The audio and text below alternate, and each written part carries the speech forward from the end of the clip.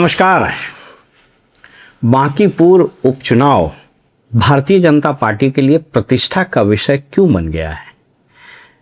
अगर आप भारतीय जनता पार्टी के प्रचारकों की सूची देखिएगा और जिस तरीके से नॉमिनेशन में आदमी को पकड़ पकड़ करके रोड पर जो शो ऑफ स्ट्रेंथ करने में डिस्परेट थे बीजेपी के सभी नेता, वह सोचने को मजबूर करता है। क्योंकि एक चीज़ तो तय है कि अगर यह सीट जीते या हारे, इस सरकार को भी राज्य में, इवन केंद्र में तो कोई फर्क ही नहीं पड़ेगा, इसलिए कि एमपी का चुनाव नहीं है, राज्य में भी कोई फर्क नहीं पड़ेगा। तो फिर ये बीजेपी अपना सर्वस्व निछावर करने के लिए क्यों बेचैन है? इस बात को समझने के लिए बहुत दूर जाने की जरूरत नहीं है। अभी भारतीय जनता पार्टी की विचित्र स्थिति है और इस देश में और इस राज्य की सरकार की अजीबोगरीब दास्तान है। सम्राट चौधरी मुख्यमंत्री हैं, लेकिन उनको कोई मुख्यमंत्री नहीं मानता, भाजपा में नहीं मानता। नितिन नवीन राष्ट्रीय अध्यक्ष हैं, लेकिन भाजपा में इनको कोई राष्ट्रीय अध्यक्ष नहीं मानता है। एटलीस्ट मन से स्वीकार करने के लिए तैयार नहीं, क्योंकि न तो वो कद है, न वो काठी है, और न उतना बड़ा इनका व्यक्तित्व राजनीतिक हैसियत है। ये जब बोलते हैं तो ये राम और हिंदू से आगे बढ़ ही नहीं पाए। इनके जितने भाषण को उठा के देख लीजिए, बोलते बोलते इनका गियर फंस जाता है। बहरहाल वो एक अलग इशू है, उस पर मैं कुछ नहीं कहूँगा, ईश्वर का वो ये है। लेकिन न कोई विजन है, न कोई एग्रेशन है, न कोई समझ है। जब भी बोलते हैं कंट्रोवर्सी क्रिएट होता है, विषय की समझ नहीं है। बंगाल में रविन्द्रनाथ टैगोर पर कुछ बोल दिए, लखनऊ में वहाँ हनुमान जी को नचवा रहे थे। तो दूसरी विचित्र स्थिति यह है कि ये राष्ट्रीय अध्यक्ष और इनको कोई राष्ट्रीय अध्यक्ष नहीं मानता है। और तीसरा, जो नीरज कुमार सिन्हा बीजेपी का कैंडिडेट है, उसको कोई बीजेपी का कैंडिडेट नहीं मानता है। इस पूरे नॉमिनेशन कैंपेन और पूरे अभी तक के जो सारे क्रियाकलाप हुए राजनीतिक, उसमें नीरज सिन्हा तो बेचारा है, न कुछ बोल पा रहा है, न कुछ समझ पा रहा है। तो ये इस विचित्रता की स्थिति को समझिए। जो बेचारा पेट्रोलियम मंत्री है, वो पेट्रोलियम मंत्री, उसको कोई नहीं समझ रहा है। नितिन गडकरी E20 पर बयान देते फिर रहे हैं। जो विदेश मंत्री है, वो विदेश मंत्री नहीं है। तो बड़ा विचित्र स्थिति यहाँ है। बहरहाल बात आपसे ये कह रहे हैं कि क्यों भारतीय जनता पार्टी एकदम सर्वस्व न्यौछावर करने के लिए जी जान लगा दिया है, और ये क्यों चुनाव ये प्रशांत किशोर बनाम ऑल हो गया, क्योंकि आरजेडी तो फ्रेम में ही नहीं है। अब कुछ लोग ये कह रहे हैं कि राष्ट्रीय जनता पार्टी का एक टैसिट अंडरस्टैंडिंग हो गया बीजेपी से, मुझको नहीं मालूम है। लेकिन जिस तरीके से नॉन सीरियस तरीके से नॉमिनेशन हुआ राजद के कैंडिडेट का, जिस तरीके से नॉन सीरियस नॉन प्रोफेशनल तरीके से इनकी कैंपेनिंग हो रही, ये तो कहीं फ्रेम में ही नहीं है। तो प्रशांत किशोर बनाम भारतीय जनता पार्टी हो गया है। प्रशांत किशोर बनाम नीरज कुमार सिन्हा नहीं, तो उसको तो बेचारा कोई जानता ही नहीं। आप देखे होंगे वीडियो में कि उसको गर्दन में हाथ डाल करके इसका जो प्रदेश अध्यक्ष है वो लेके घुस रहा है रिटर्निंग ऑफिसर के चैम्बर। भैया बस आपका आशीर्वाद और प्यार स्नेह जो है ना, यही हमको जिताएगा। जी के पक्ष में जो है, जी के पक्ष में जो है, उसको कहीं बोलने नहीं दे रहा है, क्योंकि बेचारा वो बोलता है तो लड़खड़ा जाता है, फंस जाता है। तो सब समझ में ही नहीं आ रहा कि क्या हो रहा है।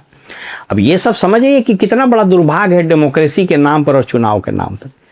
माने एक इस राज्य के सबसे प्रतिष्ठित, सबसे पढ़े लिखे और सबसे पॉस कहे जाने वाले विधानसभा क्षेत्र के लिए भारतीय जनता पार्टी ने जिसको कैंडिडेट बनाया है, उस कैंडिडेट के व्यक्तित्व और कृतित्व, उसकी उपलब्धि और वो विधानसभा में जाके क्या कर पाएगा, इसको जरूर सोचना चाहिए मतदाताओं को। मैं बताना ये चाह रहा हूं कि अगर भाजपा यह चुनाव हार गई, अगर हार गई, तो दो आदमी का नौकरी जाना तय है। पहला नौकरी जाएगा सम्राट चौधरी का, क्योंकि मैंने बताया ना कि सम्राट चौधरी मुख्यमंत्री हैं। अब भारतीय जनता पार्टी वाला इनको मुख्यमंत्री नहीं मानता, इनके मंत्री लोग इनको मुख्यमंत्री नहीं मानते हैं। अनौपचारिक बातचीत में कई लोग कहते हैं कल तक हमारे साथे बैठ रहा था और उठा के इसको बना दिया है मुख्यमंत्री। संघर्ष हम किए काट रहा है। तो पहली तो नौकरी इनकी जाएगी, क्योंकि बीजेपी में ही बहुत सारे लोग इनका पत्ता साफ करने के लिए तैयार हैं। दूसरी नौकरी जाएगी नितिन नवीन की, कि जिस तरीके से अभिषेक कुमार बंटी के नाम का सिलेक्शन हुआ इस चुनाव के लिए, तो स्वाभाविक रूप से नितिन नवीन ने ही किया था। इनकी कथित रूप से परंपरागत सीट थी और इस आदमी को क्या यह पता नहीं था, अगर इसी ग्राउंड पर हटाया गया कि उनके पिता पशुपालन घोटाले में आरोपी थे या सजा याफ्ता थे, जो भी थे, तो क्या इनको पता नहीं था? और अगर पता नहीं था तो अत्यंत दुर्भाग्यपूर्ण बात है। और अगर पता था तो क्या डिस्कस नहीं किए थे कि इसको कैंडिडेट बनाया जाए? क्योंकि बहुत लोग कैंडिडेट बने, उनके फादर ना आरोपित थे। यहाँ तो नीतीश मिश्रा के भी फादर आरोपित थे, तो मंत्री बने हुए हैं। तो इसलिए नितिन नवीन की नौकरी जानी तय है। और तीसरा, अगर बीजेपी यह चुनाव हारती है तो मैं बता रहा हूं कि बिहार विधानसभा में अगर प्रशांत किशोर पहुंचे तो यह समझने की जरूरत है कि विधानसभा में बहस का और सड़क पर आंदोलन का, ये दोनों का तरीका बदल जाएगा।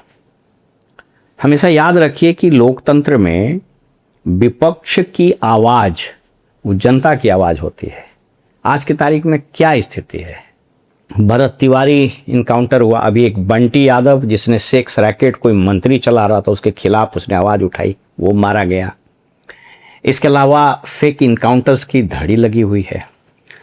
इथेनॉल यद्यपि केंद्र का है मामला, लेकिन इथेनॉल के कारण जो गाड़ियों की दुर्गति हो रही है। रीशु श्री का मामला विपक्ष उठा नहीं पा रहा है, एक्सेप्ट एक आरजेडी के जो सांसद हैं, वो एमपी हैं, वो यहाँ आकर के प्रेस कॉन्फ्रेंस किए। इसके अलावा कोई आंदोलन, कोई बात नहीं हो रही।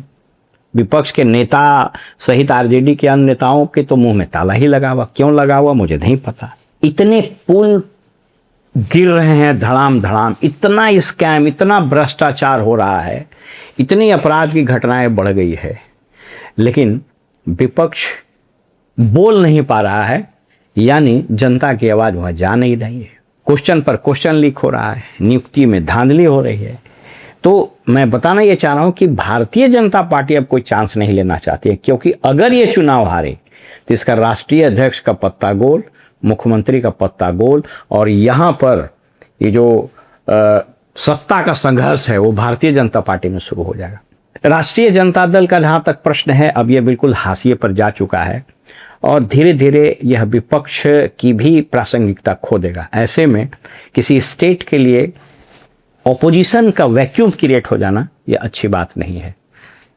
वैसे यह तय बांकीपुर की जनता को करना है कि उसमें यह क्या निर्णय लेती है। मैं आपको बताते चलूं कि अमेरिका में एक पॉलिटिकल पार्टी का चुनाव चिन्ह है गधा। यहाँ तो कोई नहीं लेगा। अगर किसी को गधा चुनाव चिन्ह मिल गया तो हंसी का पात्र हो जाएगा, बेचारा डिमोरलाइज हो जाएगा। क्यों लिया गया, क्यों रखा गया? इसलिए कि डेमोक्रेसी में पार्टी या उसका चुनाव चिन्ह महत्वपूर्ण नहीं होता है। महत्वपूर्ण वह व्यक्ति होता है, उस पार्टी की विचारधारा होती है, उसके प्रोग्राम्स होते हैं, पॉलिसीज होते हैं, उसके परफॉर्मेंसेज होते हैं। यहाँ क्या है? भाजपा जिताओ। कौन है भाजपा कैंडिडेट पता नहीं, क्यों जिताओ पता नहीं। पंचायत का भी चुनाव हो तो मोदी है तो मुमकिन है, नगर पालिका का चुनाव हो तो मोदी है तो मुमकिन है। ये जो विचारों की बैंकरप्सी यहाँ हुई है, यह डेमोक्रेसी के लिए ठीक नहीं है। अब बांकीपुर की जनता इस राज्य के भविष्य की राजनीति की दिशा और दिशा तय करेगी। देखना होगा इस राज्य की प्रबुद्ध जनता अपना निर्णय किसके पक्ष में और किसके विरुद्ध सुनाती है। नमस्कार।